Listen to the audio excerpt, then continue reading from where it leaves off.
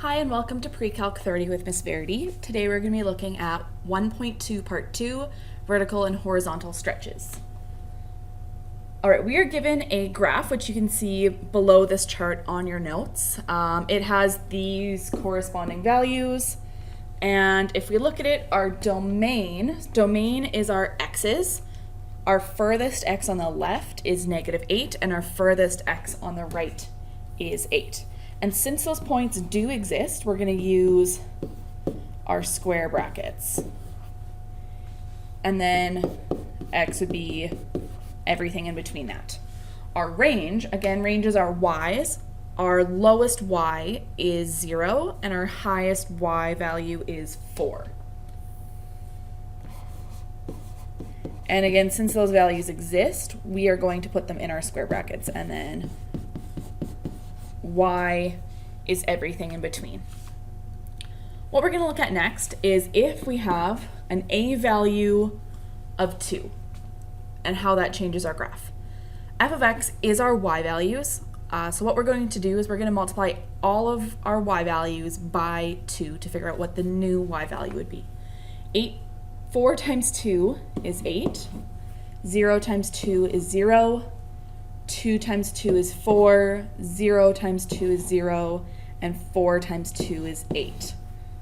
All of our x values, so -8, -2, 0, 2, and 8, are all going to stay the same. It's going to be our y values that are changing. If we were to plot those new points, they would look something like this.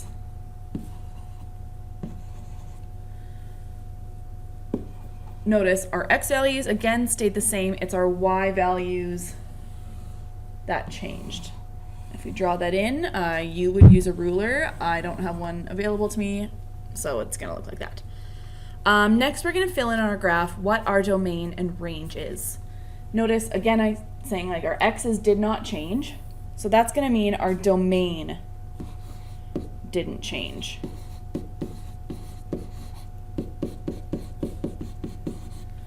However, our y's, our minimum is still 0, but our maximum now is 8, where y is an element of all the real numbers. Our mapping notation, well, our x's didn't change. Every y value was multiplied by 2. All right, we're going to look at y is equal to 0.5 times f of x. Our x's are going to stay the same. It's our y's now that are going to be multiplied by 0.5.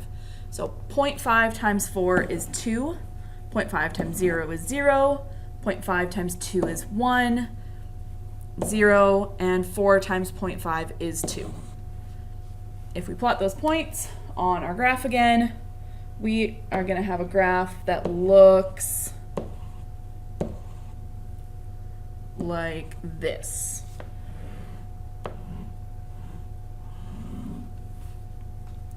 Domain stayed exactly the same. Our range now, our minimum value is 0, our maximum value is now 2. So notice our domain stayed the same all the way along. Our new range is 0 to y is the element of all real numbers. Our mapping notation, x's stayed the same. All of our y values were half of what they were. And then last but not least, we're going to look at y is equal to -2 f of x. 4 times -2 is -8. 0 times -2 is 0. 2 times -2 is -4. We have 0 and -8. So what does that look like? Well, our points look like this.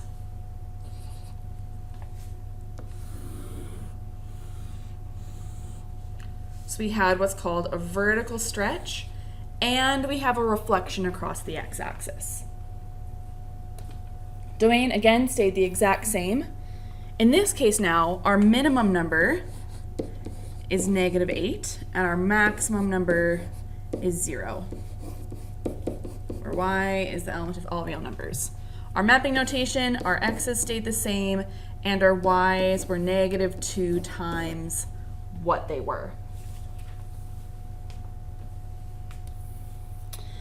When the output y is multiplied by a non-zero constant a, the result y is equal to a f of x is a vertical stretch about the x-axis. So around our x-axis, it's stretching. If the non-zero constant is negative, the graph is also a mirror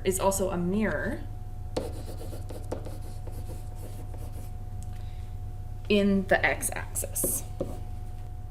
Given the graph y is equal to f of x in 3 different colors, superimpose the 3 stretches. We're given a graph that's very similar. It's slightly a little bit more squashed along our x-axis, but we're just going to fill in our new domain. Our domain, our smallest x value is -4, and our largest x value is 4. And in between there, every x value exists. Our y, our smallest y value is 0, with our largest being 3. And in between there, every y value exists. The tricky thing with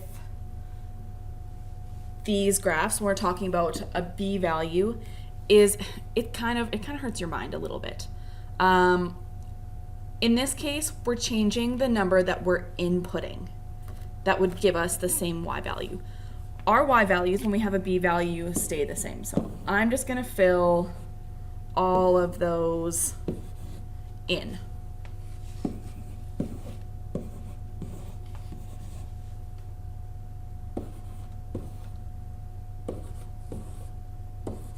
And if none of our y values change, well, as we talked about in our last graph, none of our range values are going to change if the y's aren't changing. Okay, so if we're putting this here, we have 2 times x. Well, if we want whatever that x is to give us that same 3 value, we need to think 2 times what is going to give us -4? Well, 2 times -2 would give us -4. Well, 2 times what value is going to give us -2? 2 times -1 gives us -2. 2 times what would give us 0? It's going to be 0. 2 times what is going to give us 2? Well, 2 times 1 equals 2. 2 times what equals 4? That's going to be 2. What do you notice about all of those y values, or sorry, all of those x values, how they compare to the original? I want you to follow that pattern. I'm going to fill in our next graph. We've got f of 0.5x. So 1/2 times what gives us -4? Well, -8 times 1/2 equals -4. If we have 1/2 times what gives us -2? Well, that's -4. -4 times 1/2 is -2. 0 times 1/2 would give us 0. 4 times 1/2 would give us 2. And 8 times 1/2 would give us 4. I'm going to draw those first 2 graphs, mostly because I forgot to draw the first one. If we graph our y is equal to f of 2x, we end up with the graph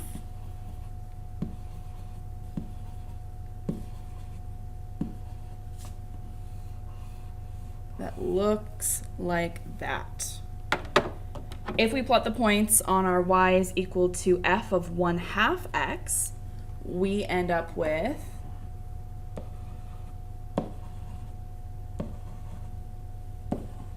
this graph.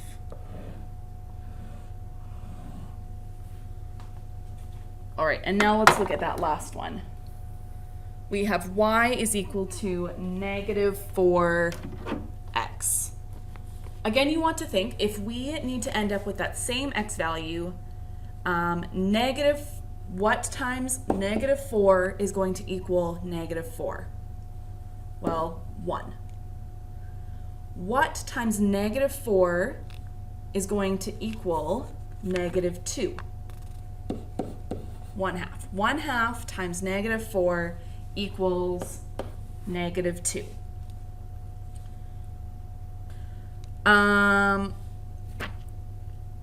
What times -4 equals 0? Well, 0 times -4 equals 0. What times -4 equals 2? -1/2. And then -1 times -4 equals 4. So let's plot those points. If we were to plot that, we are going to end up with, we have 1, 3, 1/2, 0, 0, 2, -1/2, 0, and -1 and 3. We have a very squashed graph in the middle there. We said our ranges stay the same. Our domains are going to be, well, our smallest x value is -2, our largest is 2. Our smallest x value on this one is -8, our largest is 8, and x is an element of all real numbers. And then in our last graph, our smallest is -1, and our largest is 1.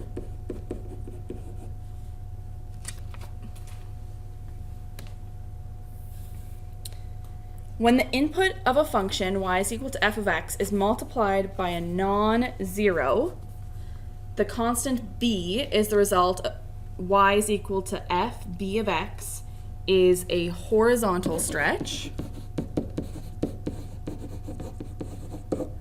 around the y-axis. If the non-zero constant is a negative, the graph is also a mirror.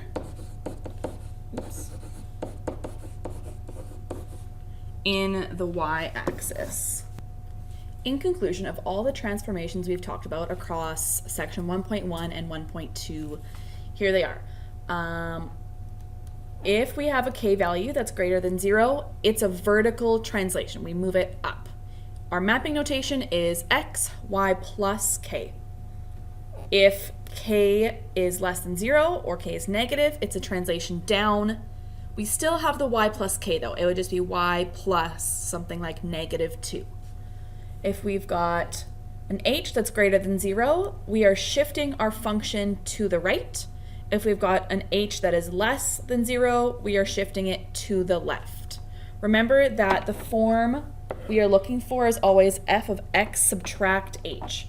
So if it's x plus 2, well, that's x subtract -2.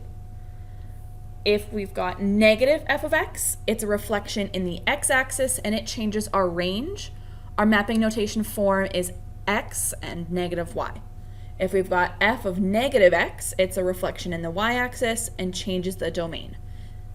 Our mapping notation is -x, y. A f of x is a vertical stretch about the x-axis and it looks like x, ay. F of bx is a horizontal stretch and it stretches it about the y-axis. And that notation looks like x over b or 1 over bx in our y. Two very important things you will want to write down and star and put on the top of every page is this is our mapping notation. It's how, if we have an a, b, h, and k, how every point changes from their original to the next point. As well, this is our sort of transformational notation. It tells us where our a, b, h, and k's are located in a function. Example 1, using mapping notation, describe how the graphs of the following can be obtained from f of x. G of x is equal to 3f of x. 3 in front is an a value. Well, what does an a value do? An A value is a vertical stretch. In our mapping notation, again, we have 1 over b x plus h ay plus k. If it's an A value, our mapping notation, well, our x's are going to stay the same. All of our y values are going to be stretched by 3. B, h of x is equal to f negative x. Well, this is a negative 1x. That is a b value. If we've got a negative b value, that is going to be a reflection across the y-axis, and our mapping notation looks like negative x, y. C, negative f of x. This value out here is negative 1 f of x. That is an a value. If we've got a negative a value, that's going to be a reflection across the x-axis. So our mapping notation, our x's won't change, but we will have the negative version of our y's. And g of x is equal to f 3x. This value, because it's in the brackets attached to the x, makes it a b value. Here, our b value is 3, but when we put it in our mapping notation, remember it's 1 over b. So we're going to have 1/3 x, y. We're going to have a vertical stretch of 1/3. Example 2, for the graph of y is equal to f of x, describe the effect making the replacement described. This value here, because it's with our x, that is a b value. B values are horizontal stretches. Because our b is 3, our stretch is always the reciprocal of that. So we have a horizontal stretch of 1/3. B is 3, but our horizontal stretch is 1/3. If x is being replaced with 1/4 x, again, our b is going to be equal to 1/4, but our stretch is the reciprocal of that. So we have a horizontal stretch of 4. So the reciprocal of 1/4 is 4. Y with negative 2y. Well, first of all, that negative is going to cause a reflection.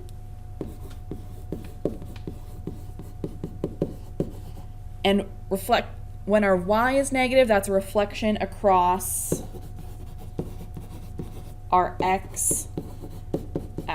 It goes from being something like this to that. It's reflecting across the x. And if our a value or our y is twice, that's going to be a vertical stretch. Vertical stretch of 2.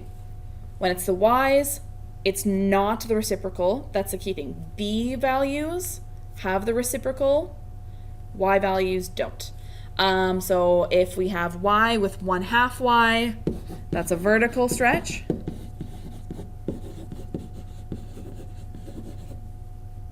Of 1/2.